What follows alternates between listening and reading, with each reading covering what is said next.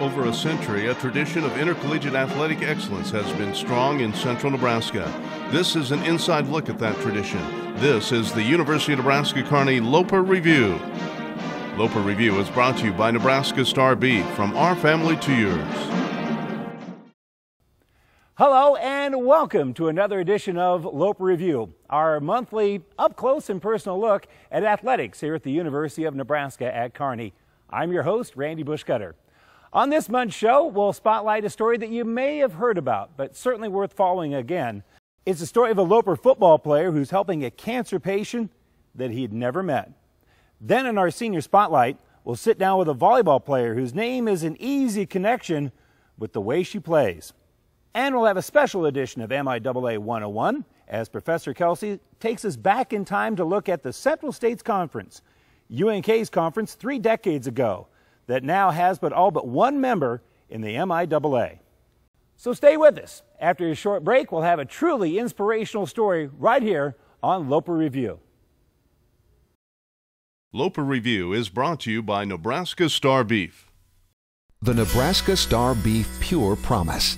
No antibiotics, no hormones, humane treatment of animals, USDA choice or higher, a price that is always fair, and satisfaction guaranteed. At Nebraska Star Beef, we pay close attention to what we feed our families and are passionate about delivering beef that you can feel good about serving to your family. Visit us at nebraskastarbeef.com for more information.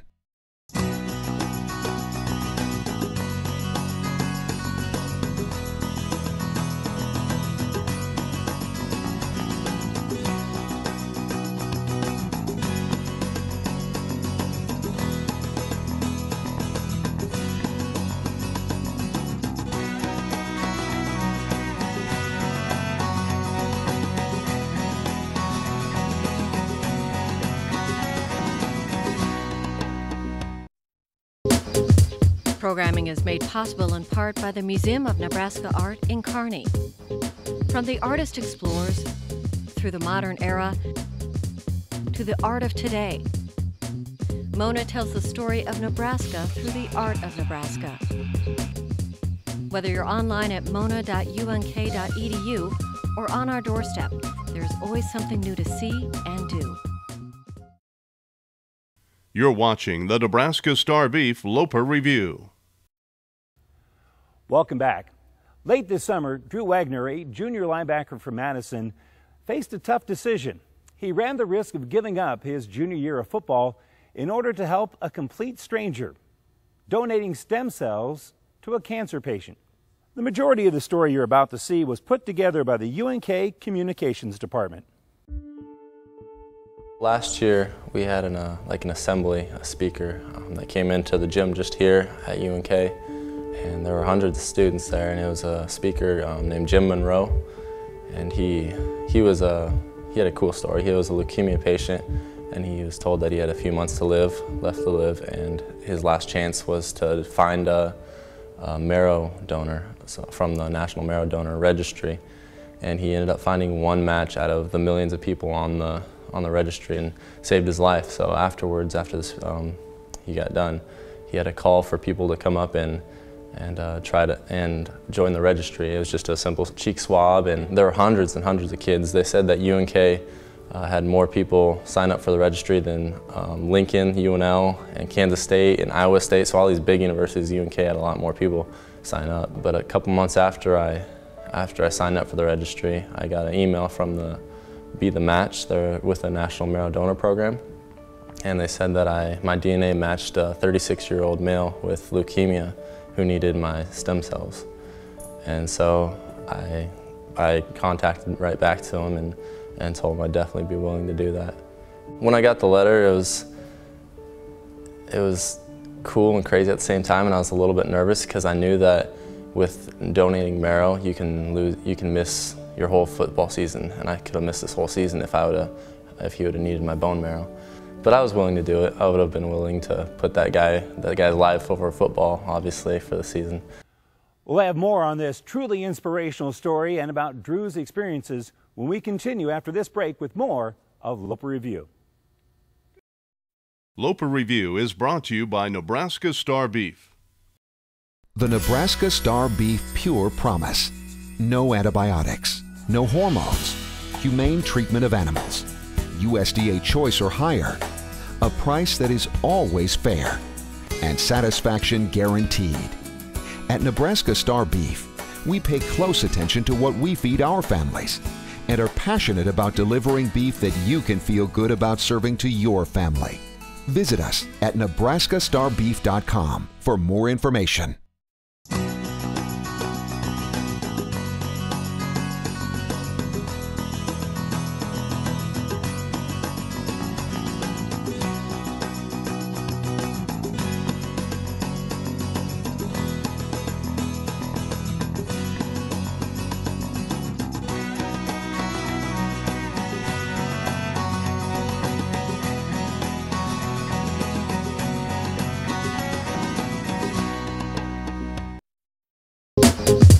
Programming is made possible in part by the Museum of Nebraska Art in Kearney.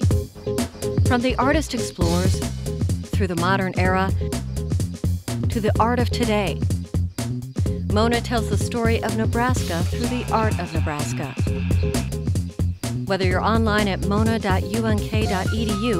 or on our doorstep, there's always something new to see and do. You're watching the Nebraska Star Beef Loper Review. Welcome back. You know, there's no question that Drew Wagner faced a lot of challenges with his decision to donate stem cells, but he never doubted the decision to donate.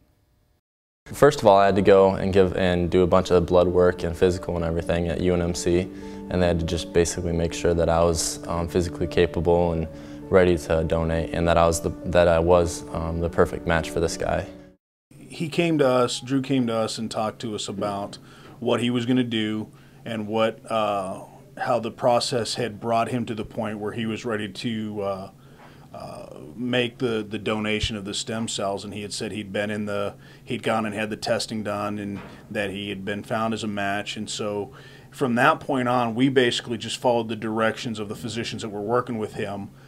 He presented the information to us. We told him obviously we were 100% support of what he was doing, and we'd support him medically from our end with anything that he needed.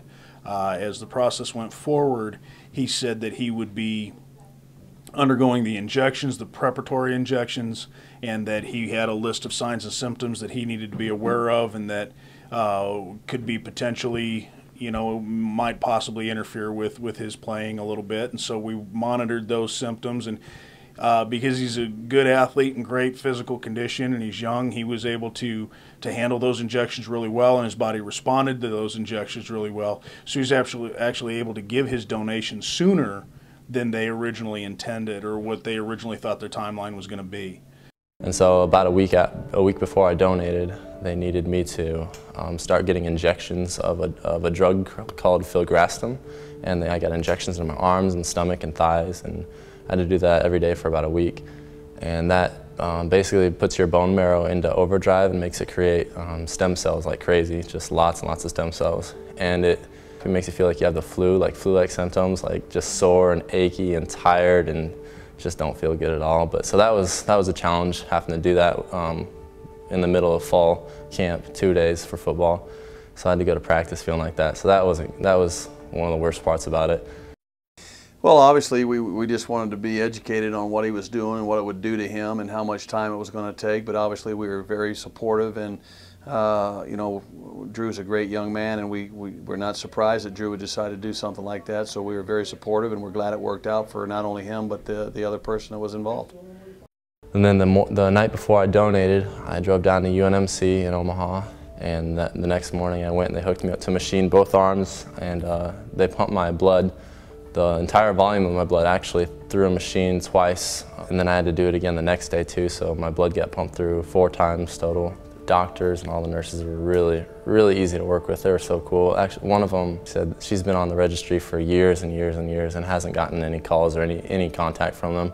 And I was on it for a couple months, and I got contacted immediately, which means she said it meant that this guy, he had leukemia, and he had already been looking on the registry, and there was no match for him on the registry, so he was out of luck until I until I signed up on the registry and popped up for him. And so she said it was, for him, an answer to his prayers, probably.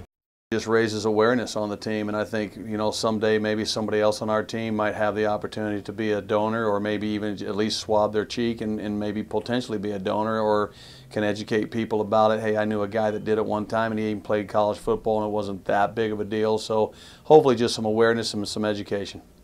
They didn't tell me the name of the person or where he's from or any information other than that he's a 36-year-old guy who needs my stem cells to live.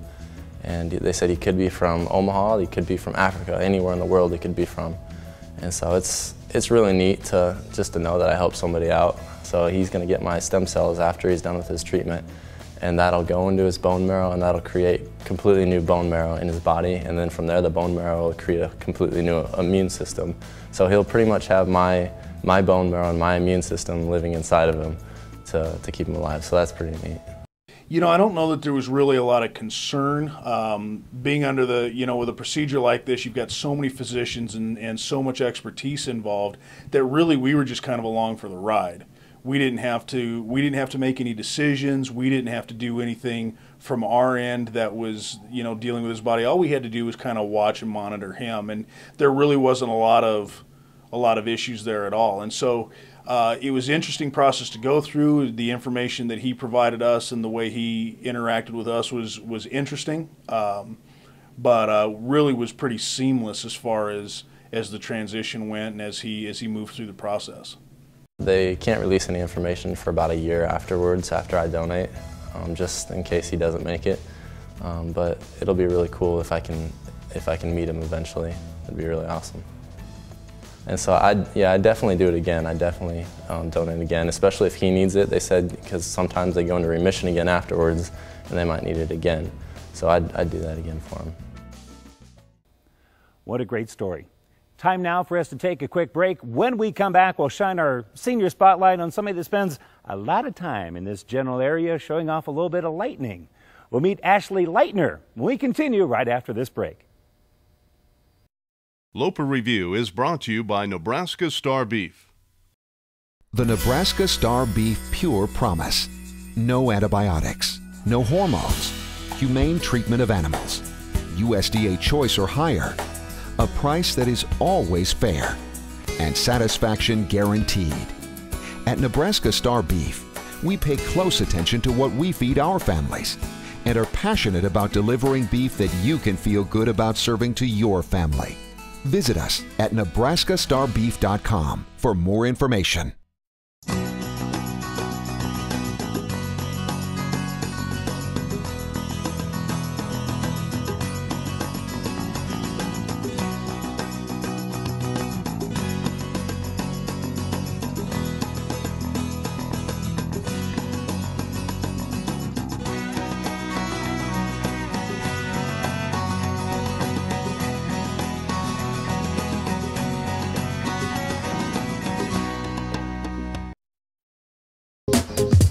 Programming is made possible in part by the Museum of Nebraska Art in Kearney.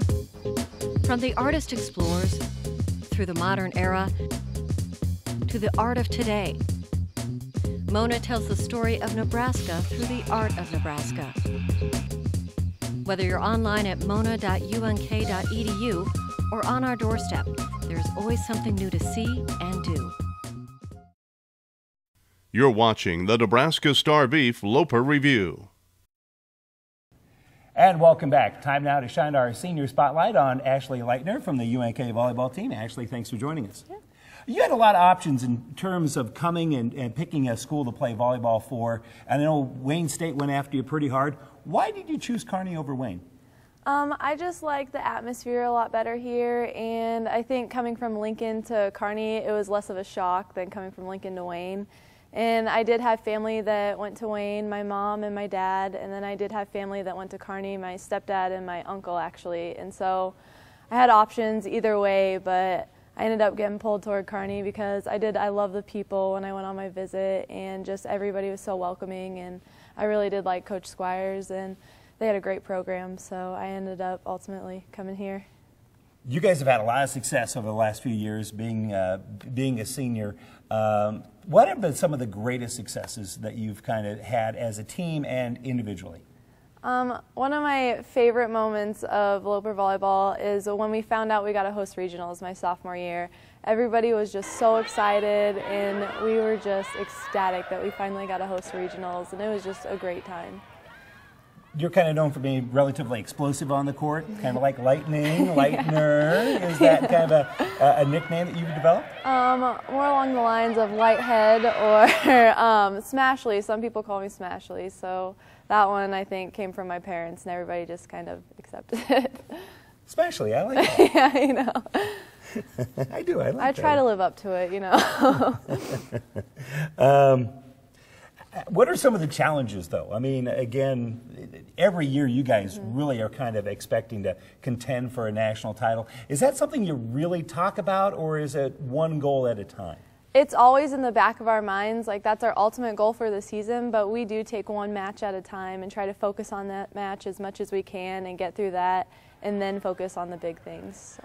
How important is it, the regular season conference title and then the conference tournament on the way to playing for that national That's title? very important to us because we've had a tradition here and we've won it every year I've been here, and so I would just like to keep that going this year too, so go out with a bang, and that would, you know, get us hyped for nationals and stuff, and I really do think we can do it this year, and so once we get everybody healthy and back on the court, I think we have a great chance. As a senior, you've played in both the RMAC and the MIAA. Compare and contrast the two conferences for volleyball. The RMAC is definitely a really great conference, and so is the MIAA, but I think the MIAA is just kind of a step up, and it's a lot more competition, and we do have a lot more matches where we're biting our nails in and we're just ready to get after it, and I like that a lot better because I love playing high competition teams and high intensity games. Those are my favorite, so I like it a lot better. Obviously a lot of success coming through, but also you had some injuries. Talk a little bit about what you've run into, and kind of one injury almost led into another. Yeah, every year it seems like we have to deal with a lot of adversity on our team. There's always one or two injuries that happen either beginning of the season, mid-season. But my injury, my sophomore year, I broke my ankle and tore 75% of my ligaments in it. And that was 2 or 3 days before regionals, and so I ended up just playing in regionals because it couldn't really get much worse. And after I got surgery on that, fixed it, and then it ended up I put too much pressure, or alleviated all my weight on my other foot, and so then I had Achilles problems on my other foot, and I was out at the beginning of the season for my junior year, which definitely was not ideal. How is everything now? Everything's great now. This is one of my first seasons where I've been just injury-free and just been able to go out there and do my thing, and it is so much fun. I love just being on the court and being able to practice my hardest and not being held back at all. Okay, before you leave, you got to knock wood. Yeah, I know, right? Exactly. Definitely have to do that. Personally, what's your major? What do you want to be when you grow up? I'm a biology major right now, just general biology all around, and I'm hoping that when I graduate here at Kearney, I'll go on to grad school for marine biology. So that's one of my main goals. I know a Nebraska girl, it's not very common, but my mother, she did a lot of trips when I was younger, and she went to Honduras, and she was a scuba diver, and that just really inspired me. And so I went on a research trip last summer to Puerto Rico, and I'm hoping to go back this summer too to really, you know, get my future going. That's almost cliche of the most unlikely thing that anybody from Nebraska could Exactly. do. You would think a landlocked state I would do something, you know, Nebraska-oriented, farm or something, but nope, I'm getting out there. I can't wait to be by the ocean. Do you have an idea of what grad school you want to head to? I'm thinking of Galveston, but it could be anywhere really, wherever I can get into and that has a really great marine biology program. Besides my marine biology, what are some other things away from volleyball that you kind of do to pass the time that you enjoy? Oh man, homework. That you enjoy? Well, that I enjoy. I did just go to the pumpkin patch this weekend. I'm a big fall person. I love fall, and so I go almost every year. And I know it's a little kid thing, but I'm just obsessed with them, and so I had a great time. That'll be our little secret. Yeah, you know. Don't tell anybody. Looking back at yourself when you came here as a freshman to now, what are some of the greatest changes that you've kind of had, and what kind of advice would you give to Ashley, the freshman? Oh man, I actually talk now. My freshman year, I was very silent. I was very nervous. I didn't want to, you know, step on anybody's toes or anything. And now looking back on it, I wish I would have just gone out there and shown them what I could do and stuff, because I redshirted part of my freshman year. I thought I was going to be a redshirt, and then we ended up pulling it in the middle of the season, and I played and stuff. And so I wish that the beginning of the season I would have just had that drive that I had in the middle of the season. And how did that change? I think I just got more comfortable with the girls and then with my place on the team. And when I came in there as a freshman, I was just so nervous. And you can't do that when you're a freshman. Everybody's already expecting that of you. So you got to just kind of push through it and be yourself. Well, Ashley, appreciate the time. Best of luck to you down the road. Thank you. Thank you so much. Time for us to take a quick break. When we come back, MIAA 101, Professor Kelsey is waiting. We're back right after this. Loper Review is brought to you by Nebraska Star Beef. The Nebraska Star Beef Pure Promise. No antibiotics, no hormones, humane treatment of animals, USDA choice or higher, a price that is always fair, and satisfaction guaranteed. At Nebraska Star Beef, we pay close attention to what we feed our families and are passionate about delivering beef that you can feel good about serving to your family. Visit us at nebraskastarbeef.com for more information.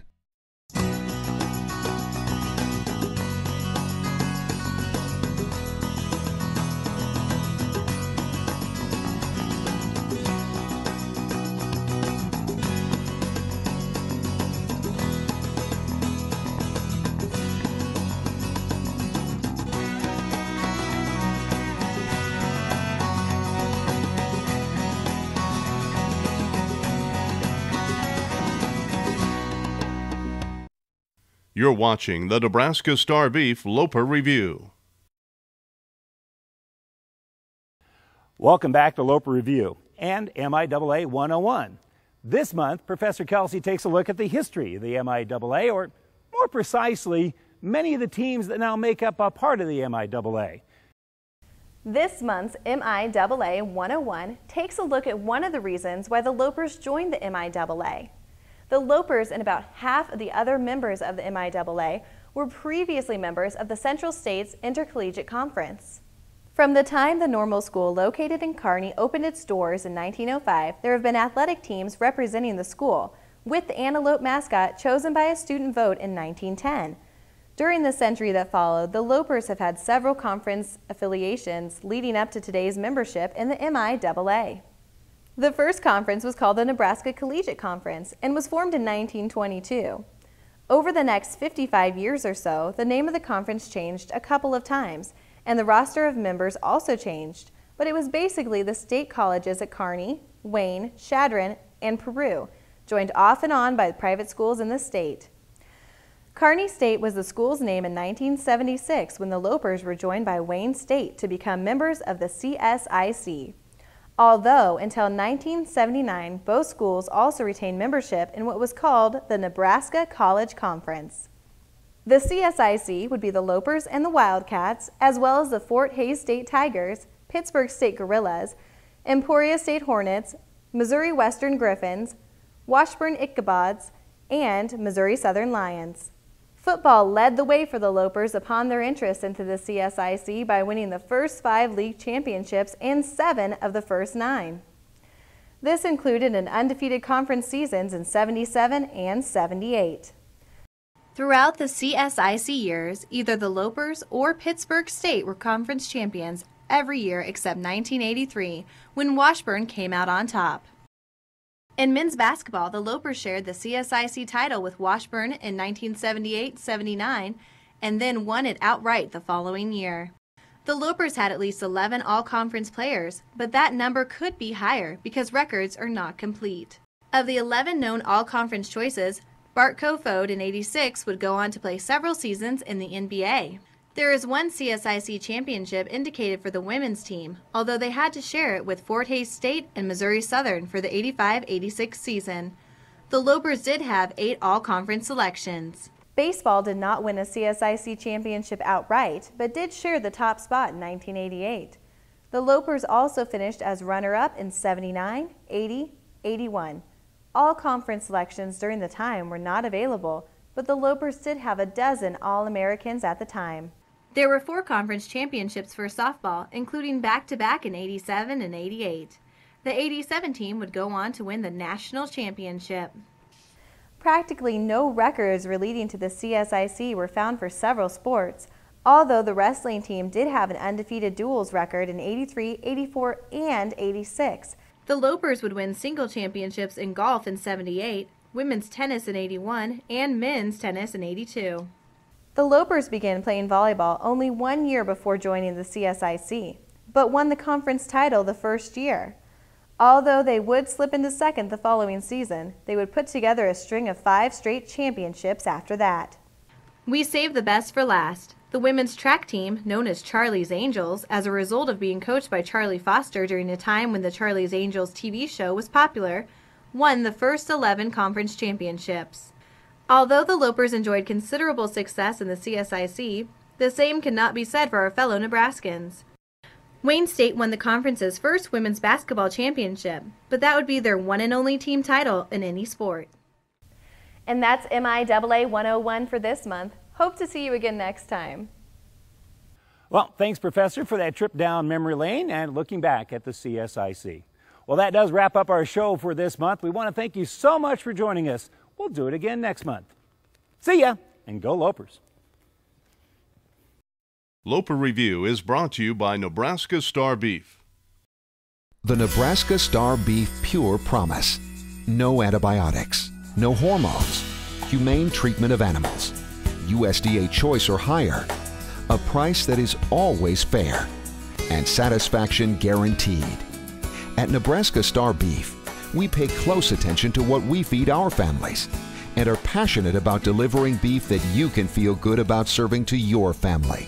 Visit us at nebraskastarbeef.com for more information.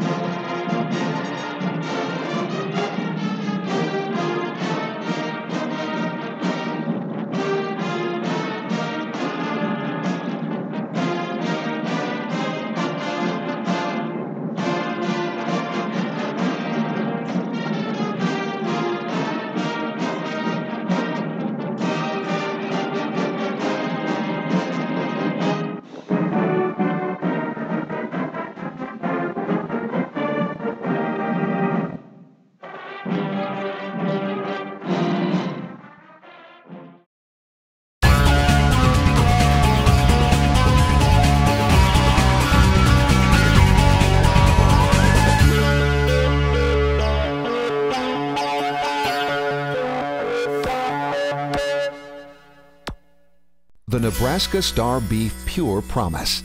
No antibiotics, no hormones, humane treatment of animals, USDA choice or higher, a price that is always fair, and satisfaction guaranteed. At Nebraska Star Beef, we pay close attention to what we feed our families and are passionate about delivering beef that you can feel good about serving to your family. Visit us at nebraskastarbeef.com for more information.